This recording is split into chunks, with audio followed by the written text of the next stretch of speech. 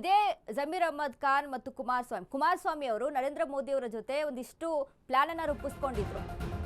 ಈ ಬಾರಿ 80 ಕ್ಷೇತ್ರಗಳನ್ನ ನಾವು ಗೆಲ್ತೀವಿ ಅಂತ. ಇದಕ್ಕೆ ಜಮೀರ್ ಸಾಥ್ ಕೊಡ್ತಾರಾ? Zameer camp JDS flash back. ಹಿಂದೆ ರಾಜ್ಯಸಭಾ ಚುನಾವಣೆಯಲ್ಲಿ ಕ್ರಾಸ್ ವೋಟ್ ರಾಜಕಾರಣ ಮಾಡಿದ್ದೆ ಜಮೀರ್ ಅಹ್ಮದ್ ಖಾನ್. ಜೆಡಿಎಸ್ ಅಭ್ಯರ್ಥಿ BM ಫಾರೂಕ್ ಸೋಲಿಸಲು ಜಮೀರ್ ಪ್ಲಾನ್ 2018ರ ಎಲೆಕ್ಷನ್ ಪ್ಲಾನ್ ನಲ್ಲಿ 2016ರಲ್ಲಿ ತಾವಿದ್ದ ಜೆಡಿಎಸ್ ಪಕ್ಷಕ್ಕೆ ಇದೇ ಜಮೀರ್ ಸಾರಥ್ಯದಲ್ಲಿ ಎನ್ ಚೆಲುವರಾಯಸ್ವಾಮಿ, ಗೋಪಾಲಯ್ಯ, ಭೀಮಾ ನಾಯ್ಕ್, SC ಬಾಲಕೃಷ್ಣ, ಇಕ್ಬಾಲ್ ಅನ್ಸಾರಿ, ಅಖಂಡ ಶ್ರೀನಿವಾಸ ಮೂರ್ತಿ, ರಮೇಶ್ ಬಾಬು 2016ರಲ್ಲಿ ಜೆಡಿಎಸ್ಗೆ ಕೈಕೊಟ್ಟು ಕಾಂಗ್ರೆಸ್ ಅಭ್ಯರ್ಥಿ ಜಯಕ್ಕೆ ನೇರವಾಗಿದೆ ಜಮೀರ್ ಕ್ಯಾಂಪ್. 2028ರ ಎಲೆಕ್ಷನ್ ಪ್ಲಾನ್ ನಲ್ಲಿ ಮತ್ತೆ ಜೆಡಿಎಸ್ ಮತ ಜಿಗಿಯುತ್ತಾರ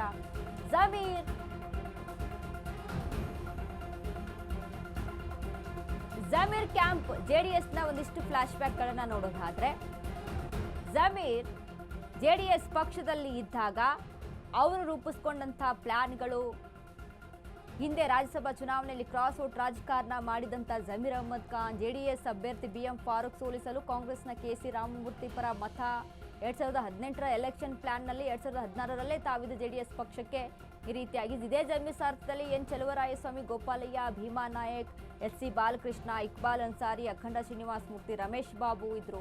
2016ರಲ್ಲಿ ಜೆಡಿಎಸ್ಗೆ ಕೈಕೊಟ್ಟು ಕಾಂಗ್ರೆಸ್ ಅಭ್ಯರ್ಥಿ ಜಯಕ್ಕೆ ನೆರವಾಗಿದ್ದ ಜಮೀರ್ ಕ್ಯಾಂಪ್. ಸೊ ಇದನ್ನೆಲ್ಲ ಪರಿಗಣಿಸಿಕೊಂಡು, ಅಂದ್ರೆ ಜಮೀರ್ ಸಾಮರ್ಥ್ಯ ಯಾವ ರೀತಿಯಾಗಿದೆ ರಾಜಕೀಯವಾಗಿ ಅದನ್ನ ಪರಿಗಣಿಸುತ್ತೆ ಪಕ್ಷ.